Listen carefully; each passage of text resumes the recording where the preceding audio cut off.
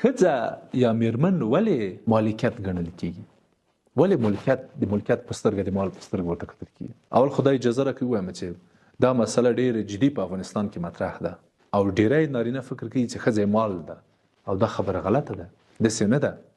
ښځه خپله یو انسان ده او د دې ګڼ لاملونه دي چې ولې موږ داسې فکر کوو. یو، زموږ روزنه په داسې یو شکل کیږي چې هلته ښځه الف تر یې د مال په سترګه شمیرل کیږي او ګڼل کیږي. دویم، موږ له بده مرغه داسې یوه ټولنه یو چې په دغه باور چې ښځې ته د مال په سترګه ګورو په زیانونو یې نه پوهیږو.